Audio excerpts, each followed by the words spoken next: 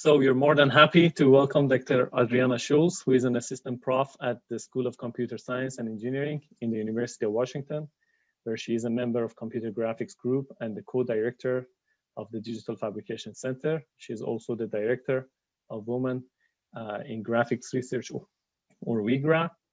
Adriana has significantly contributed to the field of computational design and fabrication, and her research has been published in several top-tier venues. She especially has several high-impact papers in SIGGRAPH and SIGGRAPH Asia.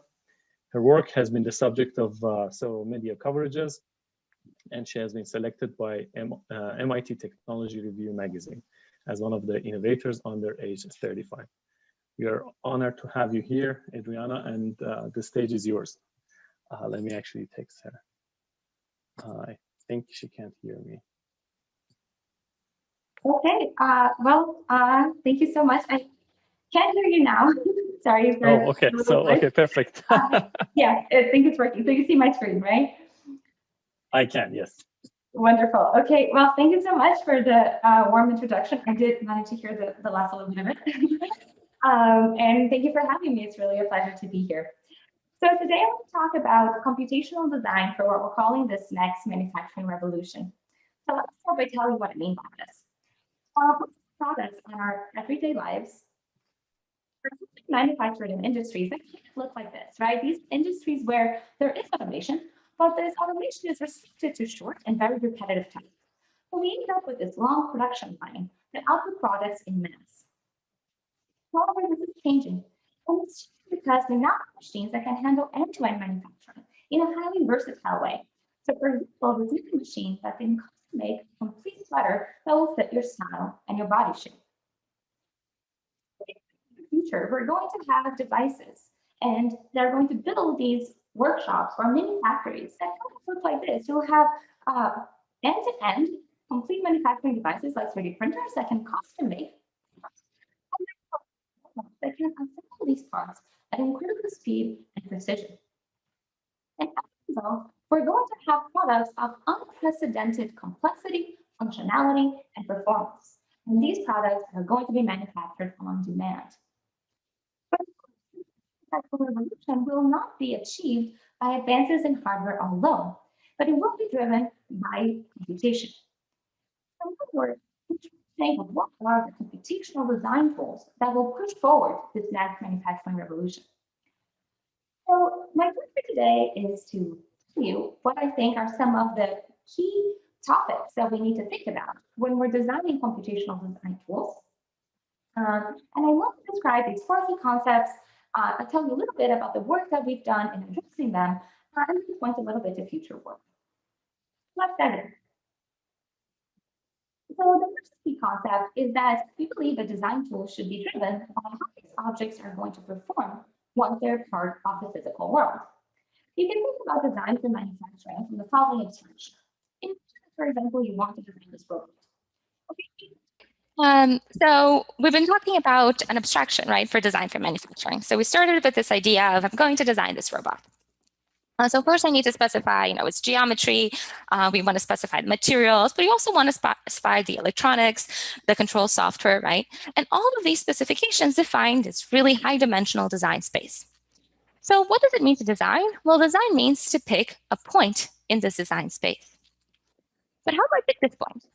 Well, I pick this point based on what I want this robot to do. Like, how would I want this robot to behave like once it's part of the physical world? So is this robot supposed to walk? If so, then how fast? How stably does it walk? Or how does this robot react to an external force? Or how much money I need to spend in order to build this robot? So these specifications define another space, which we're going to call the performance space, which is also a high dimensional space. But here we have to be careful because sometimes when I want to make one performance better, I tend to make the other one worse. So for example, if I want to make this robot faster, it might be more expensive to build. So design for manufacturing can be seen as these picking points in the design space based on how they map to performance, or alternatively, solving an inverse problem. By understanding the landscape of compromises that I need to make in this performance space, I can then pick a point that I want to achieve and then find the designs that get that performance. And this is the kind of work that we've been doing in our group into making it easy to navigate between these two spaces. We've looked at, for example, interactive systems that allow you to explore the design space with real-time feedback on performance, even though sometimes these performance metrics require time-consuming physical simulations that cannot be done in real time.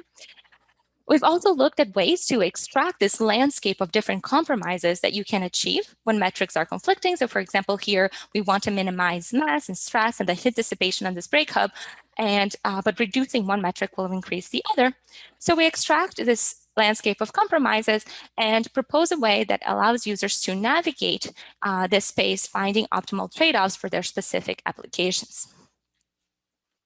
And more recently, we've been looking at extensions of these design trade-off exploration tools when we consider different applications of the design. So here, for example, we have a wind turbine, and we are trying to optimize it for minimal mass and power usage, but these metrics behave differently depending, for example, on the wind speed. Okay. So these are concepts of how do we optimize objects for performance. Now, the second key idea that we investigate in our research is how do we allow concurrent design across multiple domains? Now, this is especially important when we're thinking about designing complex functional mechanisms that you require understanding not just geometry design or materials, but we also need to think about electronics. So we need to think about the systems as a whole, and that usually involves multiple domains. So to motivate this, let's go back to our robot example. So imagine that I designed this robot and I start by defining the topology. And now I want to design a gate for this robot. Well, the fastest gate that I can design is moving all of these legs at the same time. The problem is that if I do this, then this robot is not going to be stable. So then what I can do is say, okay, I'm going to design a different gate, and I'm going to alternate between moving the right legs and the left legs. But now I get a slower gate. On the other hand, if I could go back and alter the design, I can change the geometry ever so slightly, but now I am moving this robot fast and stably with a faster gate. So in our group, we've looked at ways to concurrently optimize between geometry design of robots and as well as their gates by proposing these systems where the user can mix and match between different designs. And as you see here on the right, we have real-time displays of these performance metrics so that the users can find a design that behaves as they want it to behave. And the output of the system is a complete fabrication plan that includes what has to be 3D printed, the bill of materials for the electronics, and the software that should be loaded to the microcontroller. So a user without a lot of expertise in robotics can custom make their own robots.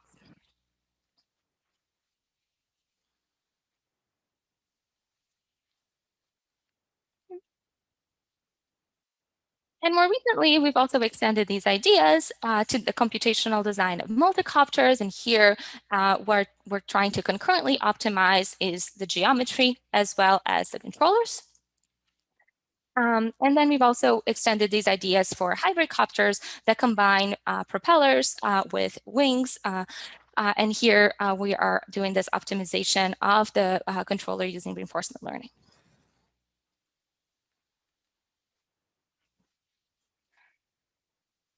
Okay, so let's move forward to the third key concept that I want to talk about today, which is about optimizing the manufacturing plants themselves. And this is something that is really important, particularly when we're thinking about this next manufacturing revolution, where we have a lot of different devices, right? And we need to think about what kind of devices we're going to use when we're doing fabrication and how we're going to use them optimally. So in our work, we've looked at different ways that we can augment the capability of existing tools, for example, with robotic carpenters. We're also really interested in ways that we can optimize fabrication plans for different processes, for example, CNC machines. And one of the exciting directions that we have been focusing on is actually optimizing across multiple processes.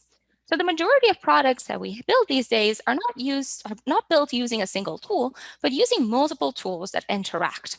So how do we optimize a fabrication plan when we have to also think about how we're going to trade off between using these different machines that are available in our workshop.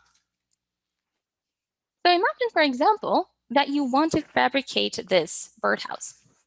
Well, this can be done with many different cutting tools. And then you can pack these parts in pieces of stock in many different ways. And then you can cut these different parts in different orders. And these are optimizing this fabrication plan involves optimizing all of these different stages. And this is challenging because there's so many choices, right? But of course, these decisions are going to be important because they're going to affect the fabrication time, material costs, and of course, the overall precision of the model.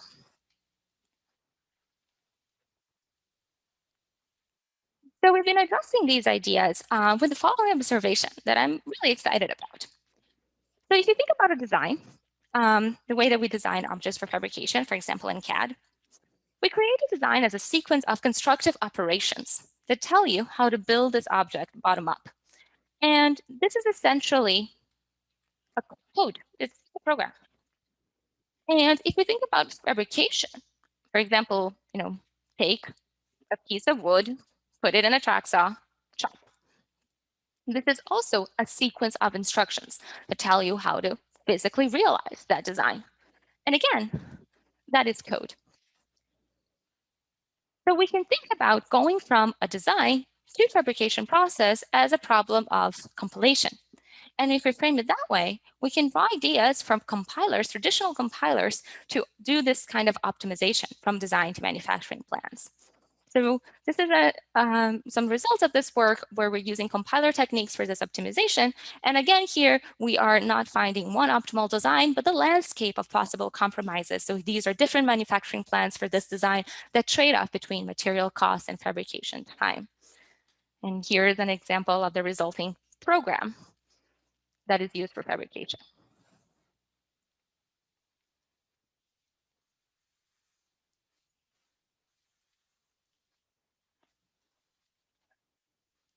So this is, I think, a really interesting direction of future work is to think a little bit more about how we can use these kinds of programmable abstractions to interface, between hardware and software. In this case, software is design and hardware is the manufacturing hardware. These types of abstractions, this abstraction layer, has helped us in traditional computers to enable independent development of software and hardware. So we're asking this question of, can we bring these ideas now to fabrication to allow this independent process, but also a joint design between joint optimization between design and fabrication. When we create a design, we usually have to think about what are the fabrication processes that are available so that we can optimize a design restricted to that fabrication processes. But also when we optimize a fabrication plan, that also depends on the design. So can we do this kind of concurrent optimization? But now thinking about the concurrent domains that I mentioned before, now these are the design and the fabrication domain. And so to wrap up, the fourth topic is, of course, that these design tools should be more intelligent, right? We want to leverage expertise that is existing in the world, right, when we create design tools. And this is extremely important because if you think about design for manufacturing, it actually requires a lot of knowledge depending on the domain. So this is an example of a very simple table that, in terms if you want to create this graphics, it's extremely easy. But if you actually want to fabricate this table, there's a lot more detail that goes into that, right? Here you have the screw, this weld, the brackets, these fitting holes, right? And this is essential to ensure that a model like this can be physically realized. So in the past, we've done some work of leveraging data collections to create an interface where a user can create a design by mixing and matching parts. And by learning from these collections, we can automatically insert corner brackets and screws that make sure that this model can be physically realized. So the output here would be a bill of materials to tell you how to create this model. And we're definitely looking into other ways to expand in these directions by leveraging CAD databases. Because CAD databases have been created by experts in particular domains. And so all of these models, they also have in them expertise in fabrication.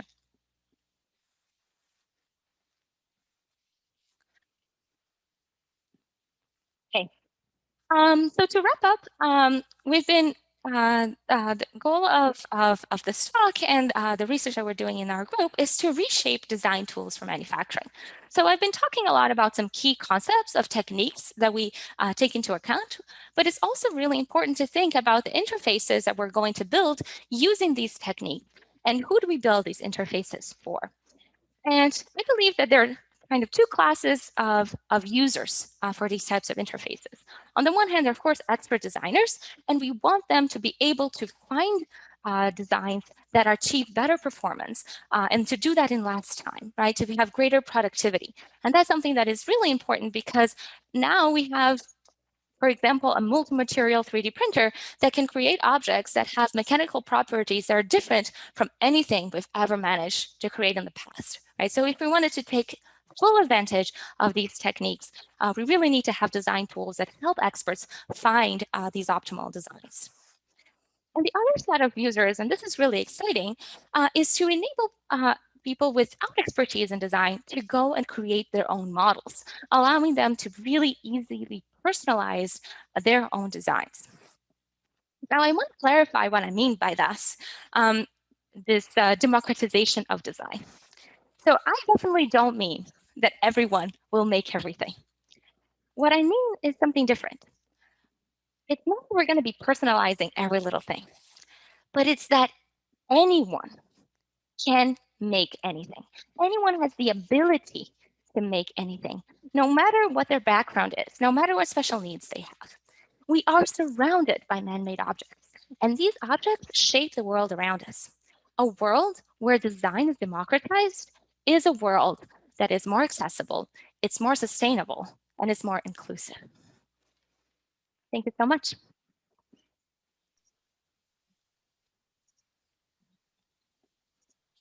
Great talk, Adriana. Thank you so much. So have you have contributed to several different, I can say, fabrication types like CNC machining and 3D printing and knitting and things like that. Among these, which one do you think needs more contribution? Which one do you think has more room for improvement? In terms of manufacturing devices? In terms of manufacturing devices, or maybe even for design, or many different aspects. So in terms of manufacturing devices, what I think needs room for improvement, and what I think all of them need room for improvement. I guess I can tell you like what's close to my heart, and I think it's really multi-process manufacturing.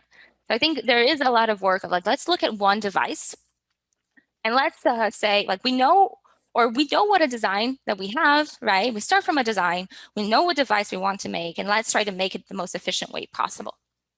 But I think there are two aspects there that these types of, and I think this is really important, right? We've done work like that together, and it's really exciting. And I think there needs to be more work, right, in this direction. But what I think it's it's missing, it's two things. One is that when we make objects, as I was saying in the talk, we don't typically use one single device. We typically use multiple devices, making multiple parts, and then assemble these objects together. And then doing this optimization on how do we optimize when your process is not a 3D printer or a CNC machine, but it's an entire workshop that you have to figure out how you're going to use it, how you're going to allocate the resources in the best way possible, right? Especially if you want to have like multiple products and how do you allocate them across that workshop, right? It's a scheduling problem. I think that's really interesting.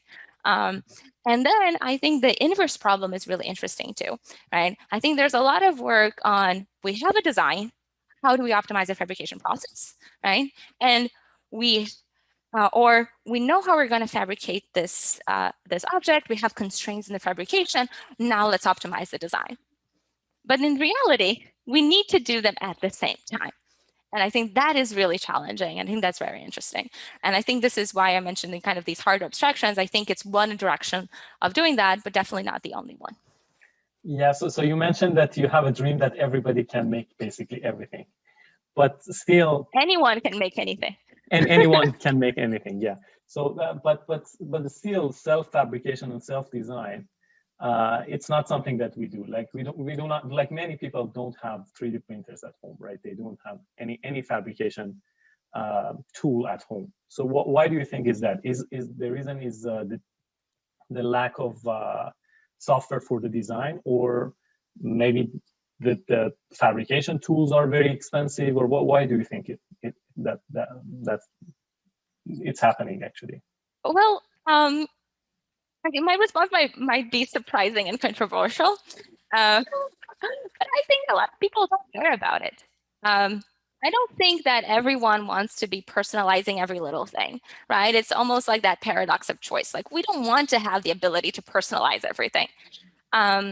So what I think is interesting, and I think that's kind of the point I was trying to make, I believe in the democratization of design. That's like my vision for my research.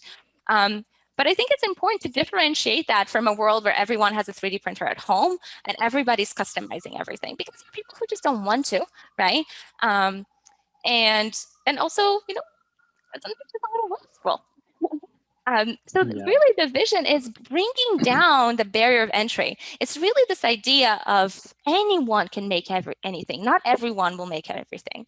And that is what we're doing. And I think we're doing it. I think we're doing it. And we do see it. You see the maker community, you see crafts, and you see people who maybe, you know, if it wasn't for this revolution, wouldn't have access to fabrication. They wouldn't be able to have ideas and to actualize their ideas, right? I think that is what is important in this democratization, is including people who maybe don't have the resources. They can't afford, right, a huge workshop, but they can still make, and they can still create, and they can still share their ideas. For me, like, that is the dream, and that's the vision.